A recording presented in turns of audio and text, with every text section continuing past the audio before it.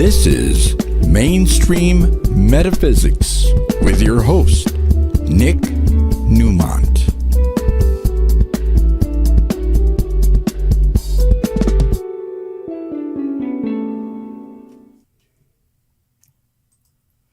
Well, it is a Tuesday night in Southern California. It's 7 o'clock here on the West Coast. Hi, I'm Nick Newmont, and welcome to Mainstream Metaphysics, coming to you live from the studios of Conejo Valley Talk Radio in the heart of Westlake Village, California. And joining me back again in a couple of weeks, fellow astrologer Lisa Allen. Welcome. I am so happy to be back. Thank you for inviting me. You're welcome. Well, you caused yourself to be back because your topic that you're going to focus on tonight, you kind of teased a couple weeks ago. And for those of you that have been watching, I've been putting a lot of focus on astrology the last few shows because there's a lot going on astrologically, and Lisa and I are going to get into this and break it down, and you'll come away understanding what all it means. Before we jump into the show, one quick announcement. The Tarot class from the Rider deck, I will be teaching that on Saturday, July 19th. There are still chairs available, and you can attend live at the Newmont Center, or you may Zoom the class. I'll have to send you the handout, and you need the Tarot cards. But if you'd like more information on Tarot, it's called Tarot with a Twist. And that's coming up Saturday, July 19th. So get in touch with me. Also, if you do not have a copy of Audrey's book, The Mind Trip Game, the book is incredible. It is a therapy session in 98 pages. It's so well written, easy to understand, and it's like spending a number of hours with Audrey, depending on how fast you read. It's available on Amazon or through us at the Newmont Center.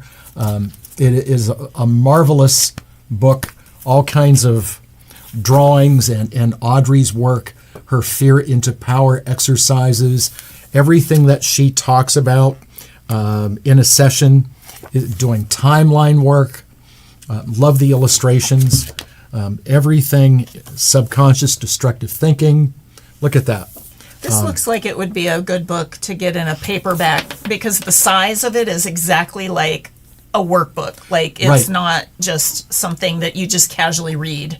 Well, and she also has a workbook that she gives her clients that is called Tools for Transformation. And Audrey put an announcement up. Yes, you can also watch it live on YouTube, Conscious Mind Tripping with Audrey Newmont.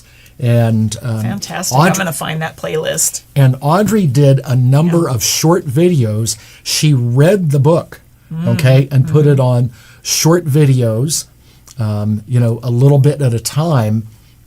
And so you can watch her on YouTube. And it's not just audio, it's video. So please check that out. Again, The Mind Trip Game, Audrey Newmont. Get a copy. You'll be glad you did. And if you get it through us at the Newmont Center, Audrey will autograph it for you. So there it is. It's a wonderful book. That's a really great idea because the audio and even the video, but along with the touching the book, that is how the preference of a lot of newer, like people studying, like if you will, spirituality or magic and stuff, that's what they're doing. They're getting audio copies so that they can listen while they drive or what have you. And then they have the paperback because they're finding that they have better retention with the paperback. So, I just love the formatting. It's great. Thank you. It's well done. And she really, Audrey. Hi, Audrey. She put her heart and soul into it, years to do it, and it's one of those things that Audrey would tell you, but Spirit told her to do it, and I do want Audrey to come on my show and talk about it because I can talk about it, and I've read the book and I wrote a review on it, but to have Audrey talk about it is much better. So we'll get her on. Now, all right, so planets are bouncing around like a volleyball game. right now. That is the truth. We have now all of the outer planets have changed signs, like all of them now. And that's huge. And that happened like yesterday. Right. So this week alone, we have a full moon in Capricorn this Thursday on the West Coast, July 10th at 1:37 p.m. Now, we have the Capricorn moon opposing Cancer. Yeah. You talk 18 about degrees, yeah. You talk about a emotional polarization, Cancer and Capricorn, all sensitivity and no sensitivity. Yeah. See, the Capricorn moon is, as I have called it for many years, the dark side of the moon. So in the Capricorn moon, things get revealed that you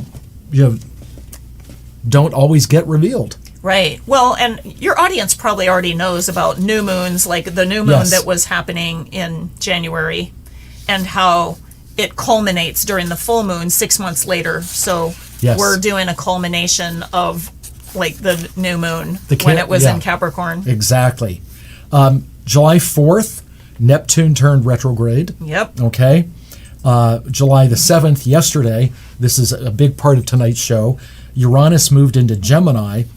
On July 13th, 9:07 a.m. on the West Coast, Saturn will go retrograde. Yep. On the 17th at 9:45 p.m. on the West Coast, 12:45 a.m. on the 18th on the East Coast, Mercury goes retrograde. That's right. But keep in mind that we're already about 10 days into the shadow, the pre-shadow period. Yeah, we are. So don't take the station, so literal. We're already feeling this kind of stuff. And as Lisa said, we had Neptune and Saturn move from Pisces into Aries. Uranus moved from Taurus into Gemini. And earlier we had Pluto go into Aquarius finally permanently. Yes. So we have all of the outer planets now literally in new signs. Yep. A lot of change. Uranus, Neptune, and Saturn are changing back like briefly this fall to Pisces, their prior signs. A little bit. Yep. But then they're going to be on and it's going to be very eventful. Lisa, let's talk about Uranus and Gemini, right? We're going to, yes. When a planet goes into another house, a house is a thematic change. Mm-hmm. Like if a planet goes from, the first house, which is all about me, the me self, into the second house, then it's about the possessions. Yeah, resources, money, allies. Right. Yep. But how big is it when a planet, especially the transcendental planets, move and change signs? Well, I feel like that they are really related. I do a lot of whole house sign looking at, so I kind of default to that. But what I like to see is the angles. I notice when they hit the angles, like it's totally different. Right. But the signs, I feel, are felt on a more collective level, where the angles are more personal. That's how it's been, at least in my experience with clients and family, friends, everything, and myself. So and this is what you started a couple weeks ago when you were mentioning, when we were talking a lot about Neptune and Saturn conjuncting each other coming up on the 13th. But you brought up that at that time Uranus was going to move into Gemini. Mm-hmm. So first of all, the audience, they don't know the technical part of what you and I know. First of all, what does the planet Uranus represent? Uranus to me represents, besides all of the like shocking things, like because that's what it's kind of about. It also is about suddenness, where like some of the other outer planets, they're a little more subtle, or at least if they're not subtle, they're slower working. Uranus comes in like a lightning bolt. It's just, it obliterates, it's fast, okay? However, I believe that Uranus's job, if you will, is to elevate humanity, okay? That's ultimately its goal. And so I don't believe that Uranus destroys anything that is supposed to be still happening for humanity. If it's at a high expression already, it's probably supposed to still happen.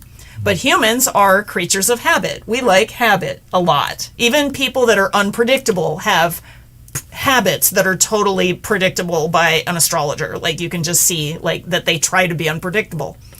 So we all have our routines that we really like, okay? And Uranus comes along and says, it's time to up level. So that's really what it's about. And I want it to be very important that Uranus is never going to take away things that are actually really in your highest good. It'll only remove things that are not in your highest good. And that's what I want to say first about Uranus. Because there is this idea that it just takes all your blocks away and that like it just leaves you like, destitute or whatever it is that is happening. And by the way, it can happen in, like resources and things like that. I think we noticed that during Uranus and Taurus quite a bit. Right. Because the emphasis was Taurus, meaning resources, So we noticed it more in an earthy way. Now we're going to have, Uranus in a house of like, and a sign of communication, Gemini, like air, like it's going to be a lot faster. And with Gemini not only being an air sign, but it's a mutable sign, it's going to be like, and it'll be a lot in your head. Okay. I've already seen some effects of this actually. Like just there's some people that like literally can't, deal with all the information and all of the stuff that's happening right now. I do have a little bit of good news though, like with this, when we show the chart of, so what we thought instead of like doing one person's chart, and we're going to do the city of Los Angeles so that, because most of the audience here lives in Los Angeles. So we thought that it would be a good idea to overlay themes because people that live in Los Angeles will show up in this chart in some fashion. So we have Uranus going into Gemini, and with the rising sign being at 28 Libra. I know it's not really visible on this camera. I'm trying to get it to be visible, but I can read off the sign. So this is 28 Libra here, so it's almost Scorpio, okay? And unfortunately, my software changed the date on me while I was running this. I was trying to run it for tonight, July 8th, but it somehow changed to July 2nd. So I had to change Uranus and Venus here into 0 and 4 degrees, Gemini, respectively. But these are going to be making, and particularly with Uranus, we don't even really need to look at Venus because that's going to move on really quickly. But Uranus and Pluto are making trines. Now, we do notice that Pluto is making a Pluto return to the chart, which is huge. It's very indicative of the fires, I think, on some level. Like, it's transforming the idea of home and land. And we had, probably some squares and some other things with that, okay? But with the trine to Uranus that just happened today or yesterday, there's going to be some kind of resources from other people, because that's what the 8th house represents, is other people's money. So there's some kind of influence, and we don't know what it looks like. It might be federal money. It might be, gifts from, I don't know, the world that says, hey, we want Hollywood back, or something. We don't know what it looks like. What I can say is that with Uranus and Pluto involved, whatever these types of things are, it's going to be new. It's not going to be the same as it was. It's not a rehash of the same thing. It will be new. It will be a surprise. We will not have thought of it, okay, because that's how Uranus and Pluto work, and that's how Gemini works as well. Right. So in the past 7 to 8 years, when Uranus went into Taurus, and Uranus stays in a sign 7 to 8 years. None of the things that when it was in Taurus actually happened. I was really bummed about that. I thought we would have DIY kits of like cars and stuff that we could put together until the auto industry go away. I thought that there would be more vertical gardens and just all kinds of things that would elevate, but that's not what happened. And I'm guessing it's because Taurus is a very resistant sign. Well, but the one thing it did, all right, crypto, because Uranus rules Aquarius, which is very humanitarian, and Taurus is ruled by Venus, the planet of beauty. And one of the things that did happen in the time frame of Uranus and Taurus was more women became heads of businesses and into political, high-ranking political. So there was a ceiling broken on some Yes, level. yes. Okay. Wow. I didn't even know that. Yep. That's great to know. And so that was one of the upsides of it. And the interesting thing is that while the planet Uranus rules Aquarius, that the sign Taurus squares Aquarius. That's right. And Aquarius is all about sudden change and whatever, and Taurus is very static. It's one of the fixed signs. Yeah. Yep. And well, so, we can't forget, that Aquarius is also co-ruled by Saturn, so that there is an element of fixed energy with Aquarius as well. So it's not just random. Like I do feel like Uranus is random. It feels random to me. But when I think of the sign Aquarius, there's a little bit more like there is a future vision, and sometimes like to a fault, like we don't even know what the present looks like, but with Aquarius, I still feel like that's that upper like vision of like what can humanity be. Taurus is like, what can I keep? What can I hold on to? And one of the things that I thought that was interesting about cryptocurrency, which is a very Uranus and Taurus type of energy, who was all buying cryptocurrency? Was it to actually spend and actually do things with? No, it was hoarded. Okay. And so in the hoarding process of like, like the investments and like, we got to make money, like all of the problems that we had with regular money are all in cryptocurrency now. I would like to see that break up a little bit. I would like to see crypto actually be what it was for, which was to democratize purchasing and all of this stuff without middlemen and all of the things. I would like to see that happen when it's time.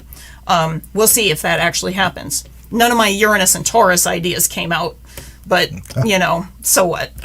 Well, now we have another 7 to 8 years of Uranus and Gemini, and I just thought of something. Go ahead.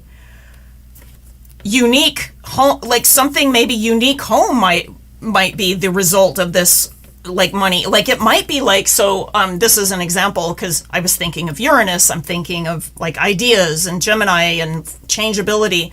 There's a lot of people that travel a lot now, and particularly with the industry, we were talking about this earlier, where like a lot of Hollywood, like all those parts have scattered all over the world now. There's probably some kind of a traveling, like there might be some kind of like traveling house type thing that happens with like, Pluto also being changed, right? Like in this house, like there might be some kind of things where lifestyles are like people come and go. Like it might not be the same kind of housing and the same kind of thing that's happening. And this just came to me while we were sitting here, like talking about all this. When you're tuned in like I am, Lisa, you're not just a technical astrologer. And a lot of times when you look at a chart, it's just doing tarot cards, reading a palm, whatever. Yes. There are times that it triggers a vision. Yeah, it talks to you. Right.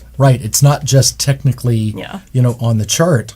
So the other thing that, and this is just something I get, with Uranus and Gemini, the thing that will change, for a chunk of years now, people have been so politically correct and holding back on what they say. Uranus and Gemini, that's astrological Tourette's. Absolutely. Absolutely. I could see how, and people may not be able to hold back what they're saying. Right. I think, though, that we need it a little bit right now, though. Right. Because there's been so much pressure to conform and all of that, and that's so Pluto and Capricorn, too. And that's gone. And now that it's in Aquarius, it's like, it was already starting to set the chart to break the patterns. And then Saturn and Neptune are changing signs, like Aries, talk about like truth bomb, on its own level. And I know it'll go back to Pisces a little bit more before it goes way into Aries next year, but that's going to add to this. Oh, sure. And my audience has certainly heard enough times that Neptune and Saturn are going to align very closely on July 13th when Saturn goes retrograde. Then they start to separate a little bit. Yeah. Then they come back together February 20th of 26. But that energy never really goes away. It never really goes away. I do hope that while it's in Aries, and I know that we're off topic a little tiny bit, but I promise we'll come back to what we're doing, because this is part of a little mini trine that we're talking about. I believe that with Aries, like there might be, like the Pisces might have been the, I'll just go to sleep. The illusion is fine. I don't care. There might be a little bit more initiative toward knowing the truth, so that they'd rather be truth bombed than like not truth bombed. Right. Well, and the other thing is, because Neptune is retrograde and goes direct, I believe, in November. Yeah. Okay. Yeah. Of this year, that once Neptune, as we get toward Christmas and into January, forms an opposition in the chart of Los Angeles to the natal Neptune, and it sits on the moon. It sits on the moon of Los Angeles. My goodness. So there's some kind of the romance of Los Angeles and Hollywood is actually going to come back. I think so too. And Saturn will make it practical. It'll have to be in a practical way, because right now there's not really a practical way, because a lot of things left over the years. And we were talking about how the old industries that were working for the last, 100 years or, ish. Right. Okay, it's not happening with them. They're like just like existing, selling licenses to things that are, that are like 40 years old, 20 years old, whatever. They're not doing anything new and innovative and risk-taking. The new stuff is coming from new energy, but we don't know what the new energy looks like yet. This could be a private, like, hey, I'm a billionaire. I like entertainment. Like, I'm going to give the city of Los Angeles some cash here because I want to see the awesome films. So, like, there's the mini trine that would be activated. Like, that's an example scenario of what could happen. See, in Los Angeles, the other thing that's going to be very beneficial is that next year, Jupiter goes into the 10th house of Leo. Yes. Which means the LA shines again. Yep. Yeah, here's something really interesting. In astrology programs, there are a lot of cities, countries, famous people, events there are exact times when things have been recorded. And I was noticing the birth date of Los Angeles is September 4th, 1781. But this is a trick question, Lisa, and I'm going to catch you off guard. Okay. Ironically, with tonight's show, what is significant in astrology about 1781? Wasn't that when Uranus was discovered? Absolutely. Oh my gosh. March 13th, I nailed it. 1781. High five. Way Awesome. to go. Yeah. Hello, and what are we talking about tonight? Uranus. Uranus. And so having an 84-year cycle. Yeah. Yeah. Los Angeles being founded in 1781 is very Uranian. Very much so. 6 months before Los Angeles was founded, Uranus was discovered by Herschel. Right. Well, interesting that I just was realizing here it is at 2 degrees Cancer in the chart. So after it goes through Gemini, when it changes to Cancer, we'll have a Uranian return. Now, it'll be after the Jupiter Leo cycle because Jupiter moves faster. But, I still think that there's some new energy. Okay, here's the thing. There was a lot of concern about, is LA going to go Detroit on us? Okay. I don't think so. I don't think so either. It's transforming. There is no doubt about that. Okay. But if we can come out of the fires as the phoenix, right, rising from the ashes, literally, because, I think that the fires might be indicative of that Pluto return, okay, in the soil in the 4th house, and just pretty intensely physical evidence there of Pluto return and in the 4th. Right, because Pluto rules the 8th house, the Scorpio house, which like is all about death and rebirth. Absolutely. Death and rebirth.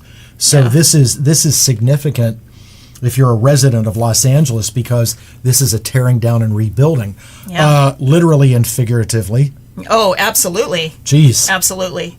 And LA is very unique. So I was thinking about like, and you're probably aware of the financial cycles of where when the North Node goes through Aquarius, property values drop. And it doesn't rise again until it gets to Scorpio. Okay, then it goes through Scorpio. Then you see the rising until it gets to Leo and Cancer. And it's at the top of when the North Node is in Cancer, it's at the top of the heap of like property, because everybody's focus is on getting property, like paying top dollar. Once it starts passing that, it's, like in Taurus, right? It's like just like it's mogating along. It's not rising anymore. But once it gets to Aquarius, it falls again. Okay, and this has been a proven cycle. Where are we now in the North Node, things happening, right? We're in Pisces. It's almost to Aquarius. The property values are going to be dropping, but I think with LA, because of this energy, like they may be like not really as impacted as like other places in the country. Other places that are traditionally like not places that usually have a high property value, they're going to drop. And I also noticed online that properties are already dropping. I've been looking around online, and all the places, like, so California is one of them, okay, all over California. But I'm sure that the beaches are always going to be, like, that's always very desirable property, Sure, okay? sure. But, like, as a general thing, California's dropping, but even Arizona, Texas, some of the South, like, all the places that people fled to during COVID, they're all dropping now.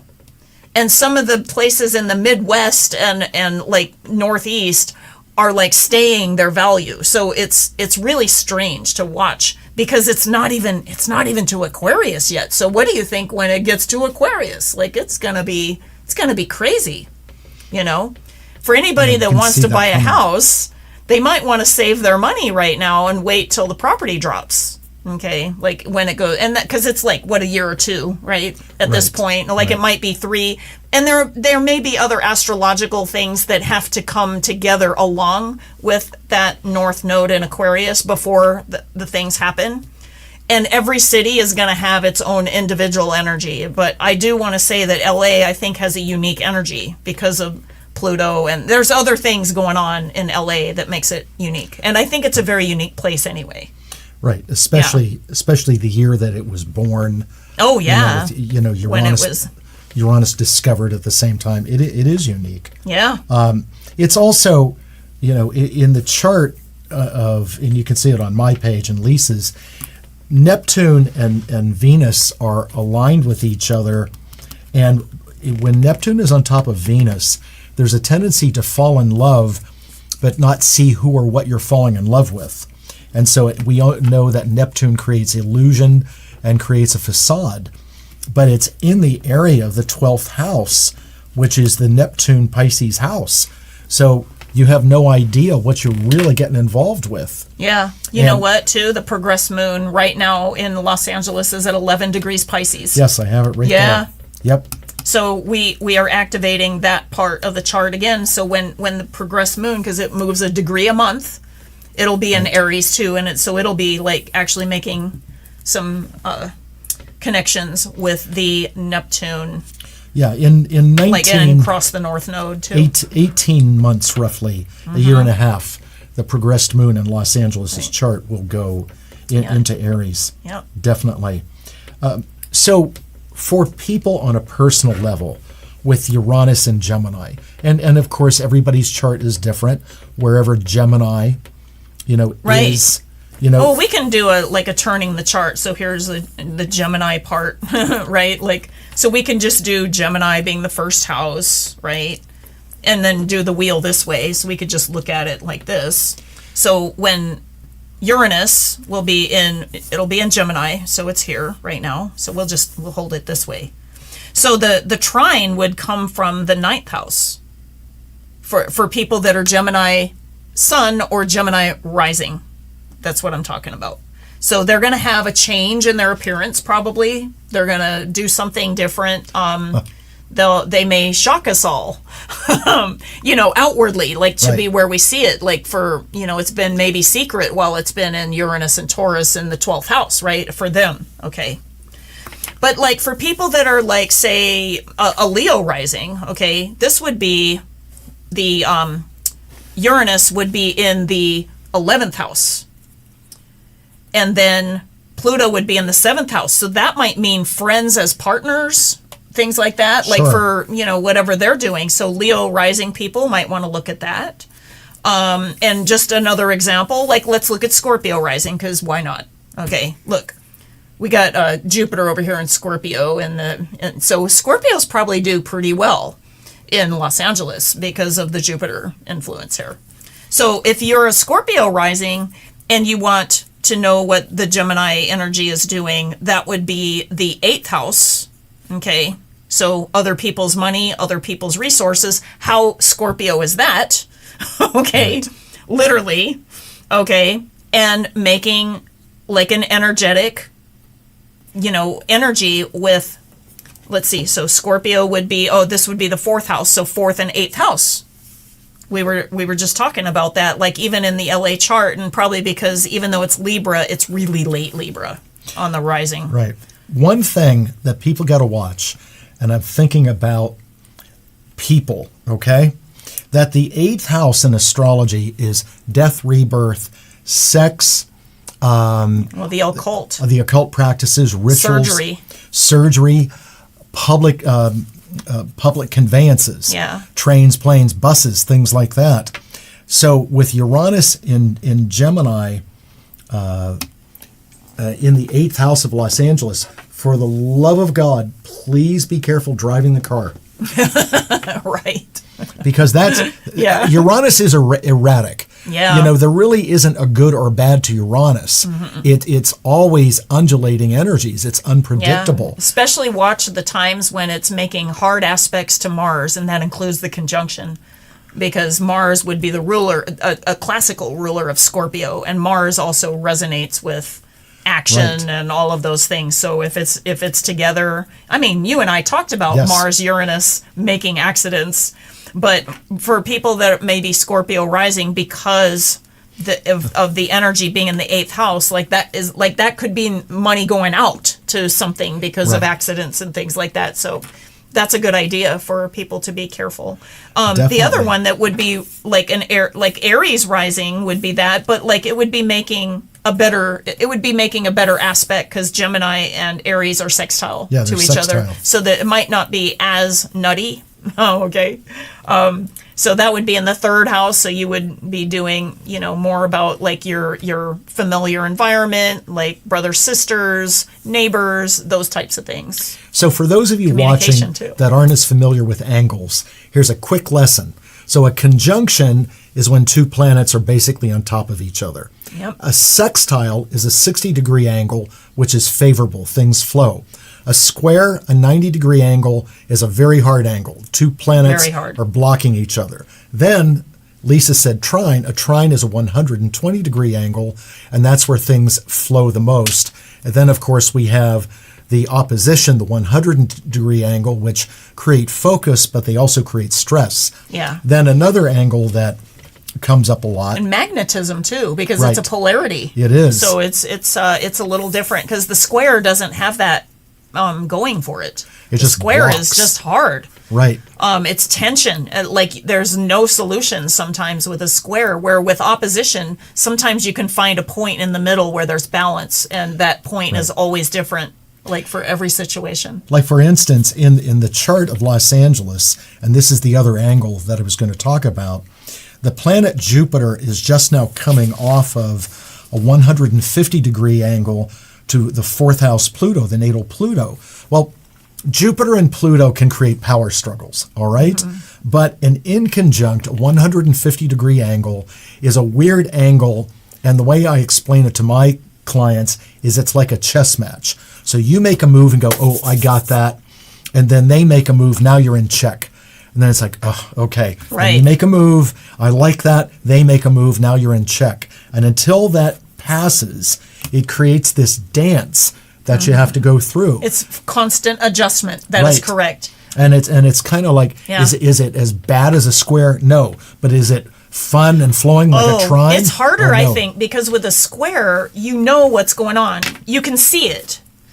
A quincunx can hide from you. Like, That's a good I'll point. give you an example. So this would be like if you map, like that you're going to go on a boat to a point in a map, right? And then somebody like puts the metal compass like next to something that like makes the compass go whoop, just slightly enough where you don't see it. But when you follow that trajectory, you are nowhere near your point Right. of destination. Right. But it still has the same starting point. But if you're not watching, Right. and that to me is a quincunx totally. It was the adjustment of something, and oftentimes we don't have any resonance between the planets. So with a Taurus Libra quincunx, at least Venus is in common with it. But most of the quincunxes that happen, they're not with the They're- same they're planets. Like it's Every once in a while, the planets align in such a way. In fact, I have a client that's born with this. When you have two planets that sextile each other and they also quincunx a singular planet, that's called a yod, a finger of God. yep. So that's actually beneficial. And what is the way out of a yod, the finger of God? It's the point in between the sextile. Right. It's opposite the I guess the point of the where the two quincunxes are. It's the opposition. And again, that polarity. That's usually how to do that. So you want to look at the midpoint between the two on the sextile. But sometimes, when The boat analogy. Thank you, Audrey. the boat analogy instead of the car analogy, as Audrey does. So when you have a yod in your chart, that means you've been singled out. There's something that you're supposed to be doing. Yeah. So for people, Well, I have a yod in my natal chart, and it definitely, in my case, because it involves the 5th house and the 12th house on some level, also Uranus, is involved, and Venus. I had kids without planning it. Like, it was like not planned. Oh, okay. But I was supposed to be a mom. There is no question about that. Absolutely. I don't regret that at all. right? But that could be pretty stressful for some people that are not prepared. Of course. So for the people watching, when with and we of course we don't know everybody's chart, but with Uranus and Gemini as a society, what do we tell them? Like, how do they operate? Because you can tell someone all these angles and everything, but some people sit there and go, "Well, what do I do with this?" Well, I'm having a feeling that people are already noticing because of the frenetic mental energy that is happening. I have a feeling that people are like in their head and they don't even know why, and that might be like one thing that collectively might be a thing that is happening. And in your chart, wherever Gemini is, it might be where you're erratic, like where the things are getting shaken up, where those things are happening. And of course, if you really need help, we're here to help you. We do readings. Of course, that's what we do. That's what we do. But we do like you to be educated about your own chart as much as possible as well.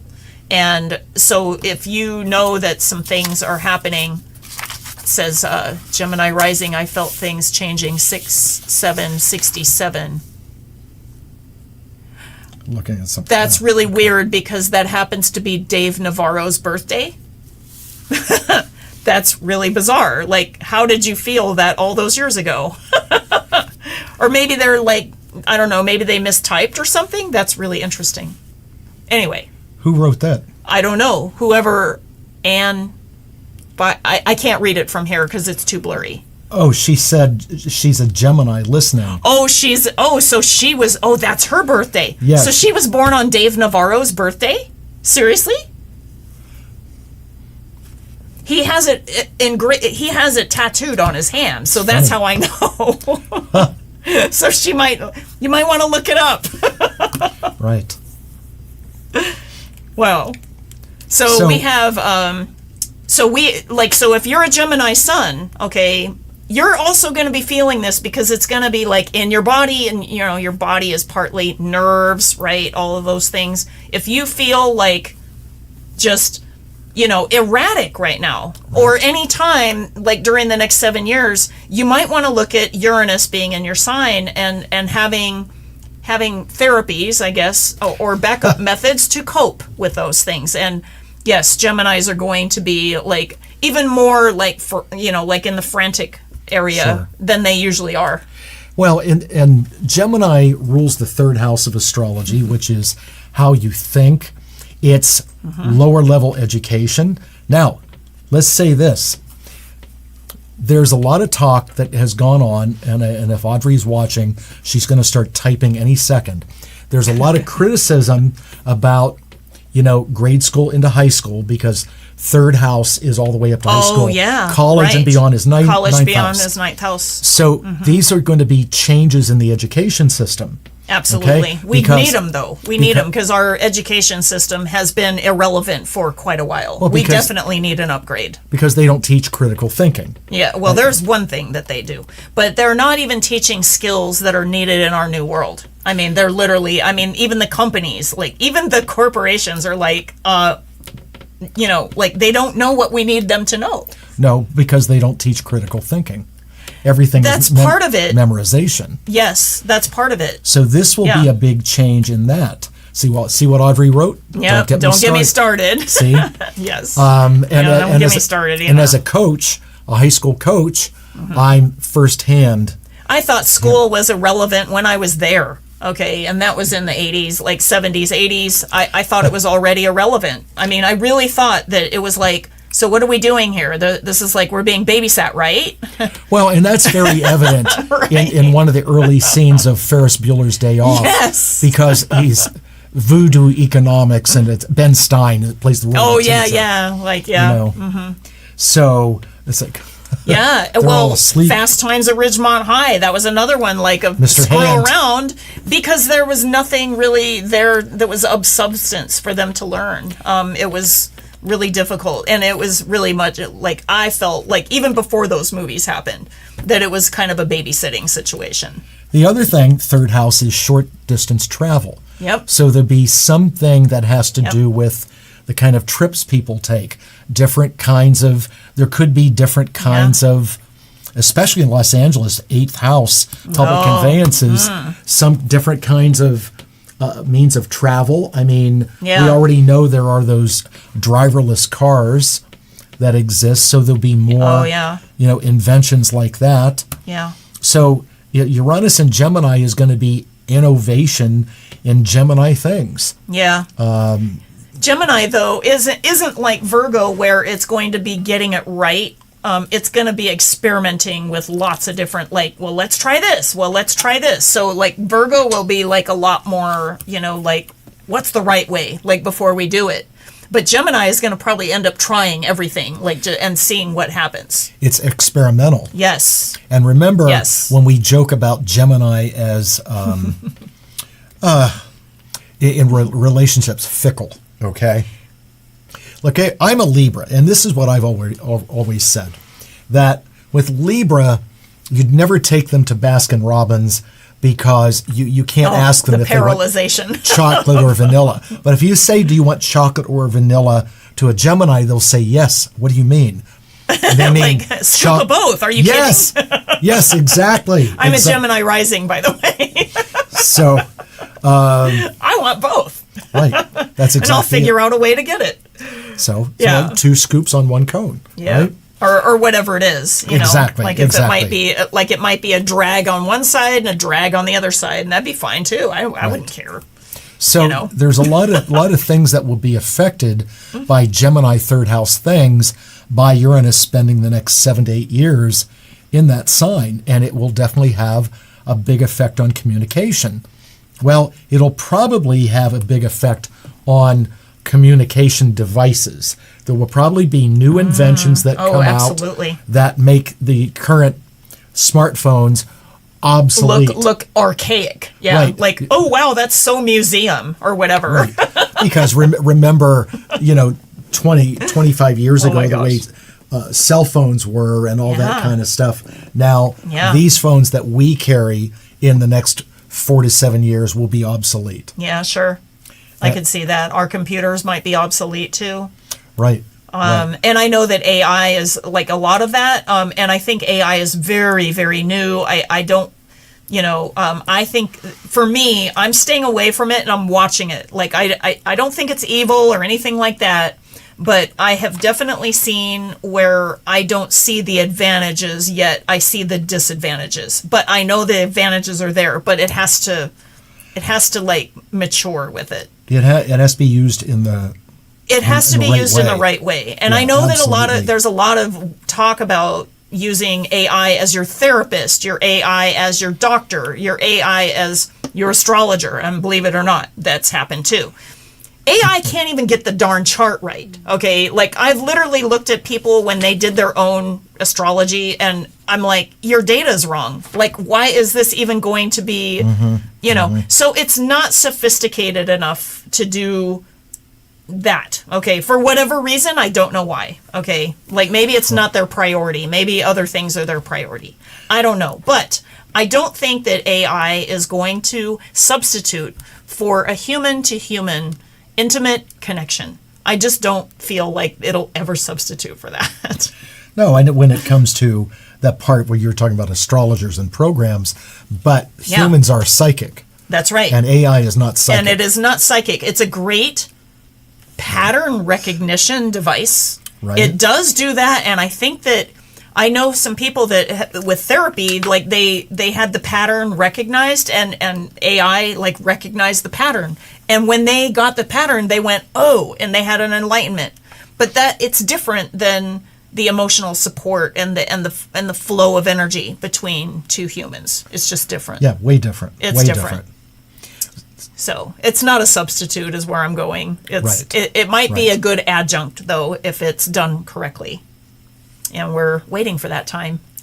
With Uranus, now in Gemini, for these years ahead, because Gemini rules communication, and it's simply us talking like this. Yeah. What do you think that will do to communication? Because there's already a lot of criticism about How about, okay, this is weird, but I know a lot of people in the Ascension community as well. I would say telepathy might be something that is happening, like where you just bypass language and just beam your thought to someone and they get it instantly, and that's faster than actually having language that has to be, because language can be really clunky actually if you think about it, as far as communicating ideas. And then especially when it's foreign language and other things like that. But, wouldn't it be cool to just be like, here's what I'm thinking, boom, and because it's a visual, like a picture is worth 1,000 word, and you just beam a picture, and then the picture is understood, and it's done on telepathy. That could be a thing. Sure. That could be a thing. Sure. Because Uranus rules Aquarius, which is all advanced topics. Now, the other thing to remember, And too... Pluto's in Aquarius, too. Right. Yeah, transformation of Aquarian Yeah. things. So, because Uranus rules Aquarius, and it is 11th house things, which hopes, dreams, and wishes, social groups Yeah. and organizations. Yeah. So there's some kind of revolution of socialization that will take place with I Uranus would and say Gemini. group creativity too, where a community creativity, where the fifth house would be individual creativity. Right. Although children are there and you need more than one person, but that's beside the point. That's where I put sex, by the way, is in the fifth house, because that's what most people think of when they think of sex. They think of fun, they think of recreation. Right. They don't think of sex like, we got to control the person's resources. That's sex for eighth house, where there's a control mechanism, where there's control of power and things like that. I think that's more eighth house. Well, Scorpio rules the 8th house. I and know. Scorpion people Yeah. can be very sexual, but that's more the act of sex with intensity, okay? Yeah. You're right. The 5th house is pleasure, dating, hedonism, Yeah.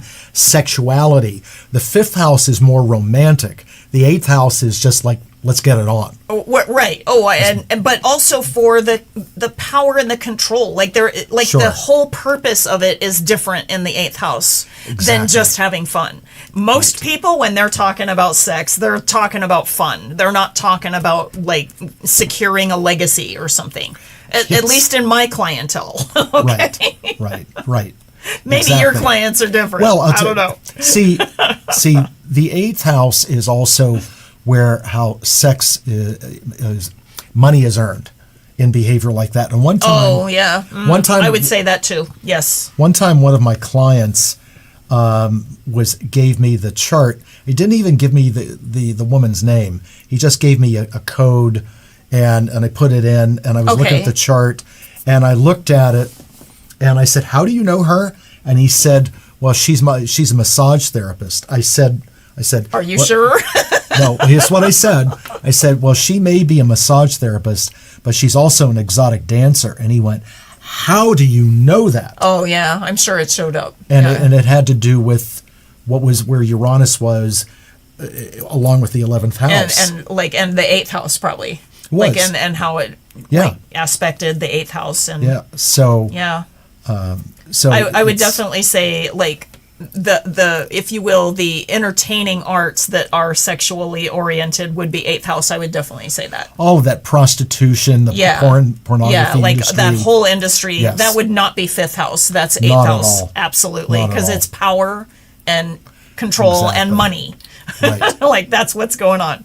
So if you're negotiating your sexuality for money, like or like maybe even just your body, like in some way for money, that's 8th Well- house. It's an 8th house thing, Now, having said that, unless it's slavery, and then that's 6th house, but that's different. right. But I will say this, that in the chart of Los Angeles with Uranus and Gemini in the 8th house, this could also do something, and God forbid, where pornography becomes even more mainstream. Yeah, it could. I mean, I don't want it to, No, but it's Lord. possible.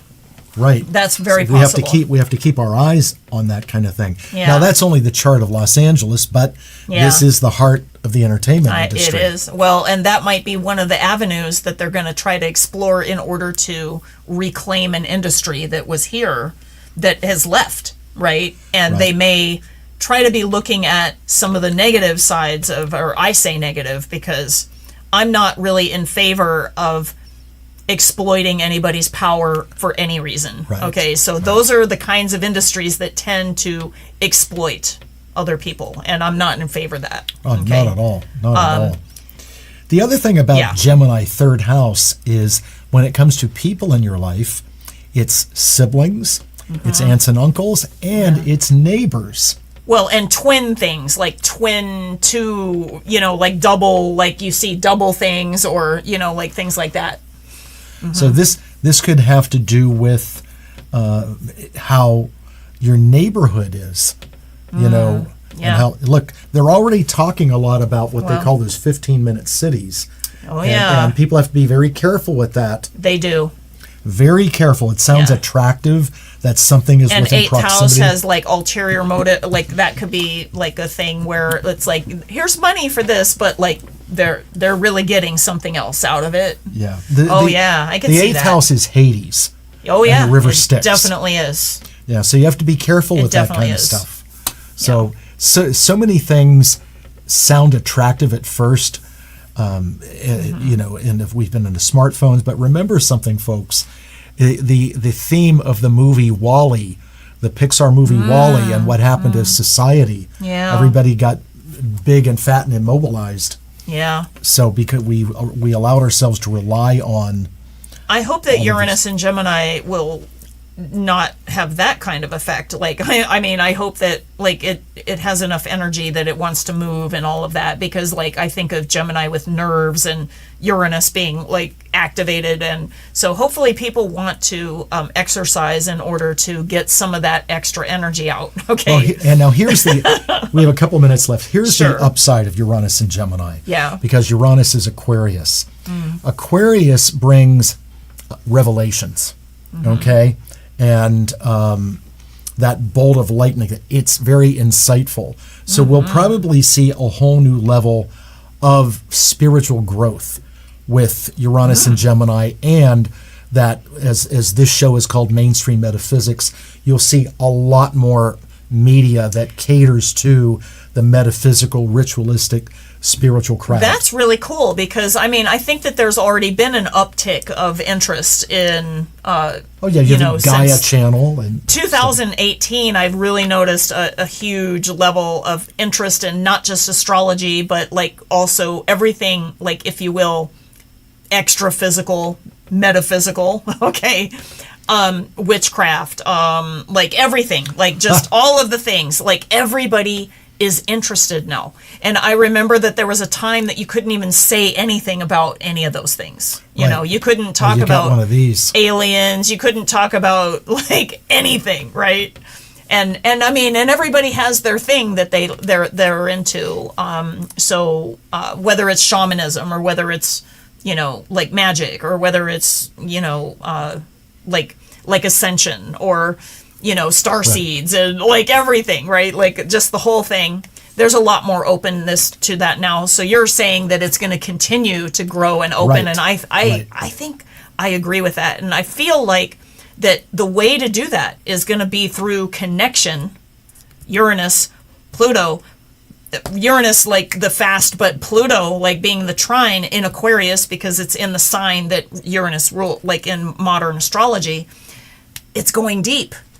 Right. We're going to still need the human connection, you guys. We're not going to be like, oh wow, humans will be replaced with robots. Okay, maybe some jobs and things that are like, hopefully the idea is to do the jobs that nobody wants to do, so that we can be creative and have fun again. Right now, I've seen a lot of AI things that steal people's creativity. And, you know, I'm talking about plagiarism and other things. That needs to be fixed. It does. Yeah. As we finish. And not just art. I'm talking authors. Like, there's other things going with that. And I'm not a fan of plagiarism. Right. Not at all. Yeah. People work hard for what they do. And if you have an art style that you want to tell AI, make an art style of so-and-so's name, I think that they need to get like a percentage of that royalty that goes to the AI company. Definitely. I don't understand why that's not happening. But one last question for you, and this is about you. Okay. How many degrees are you Gemini rising? 29. So you have way down the road. So in about 7 years, 6-7 years, Uranus is going to cross your ascendant. Yep. So big changes down the road, and it's unexpected. I already had that happen. Oh, I see. I was around 40 when it happened, and my life just went like that. Wow. So. Very interesting. What's your rising sign again? I forget. Aquarius. Aquarius. And 2 degrees Aquarius rising. Definitely had that. Yeah, I remember it going through Aquarius very well, because it's my 9th house, and I had a lot of changes because I have Saturn there too, along with Venus. So it changed a lot of things, and I remember. Well, as we close, look, expect a lot of change. Yes. There's a lot of information, and we've given you the pros and cons of Uranus and Gemini. And wherever Uranus is in your chart, or wherever Gemini is in your chart, if you'd like to know more about that on a personal level, you can contact me, Lisa, if they want to contact you for a reading. How do they get a hold of you? Timing Magic, or if you do Linktree, I'm /Timing Magic, and you can just find me on my social media or whatever. You can email me from my website as well, timingmagic.com. Wonderful.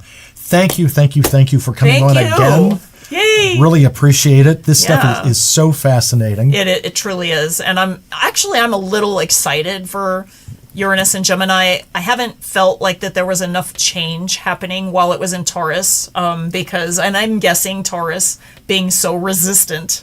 Well, this wasn't really happy with the whole changing everything, because the first reaction of Taurus, if everything is changing, is put it back the way it was.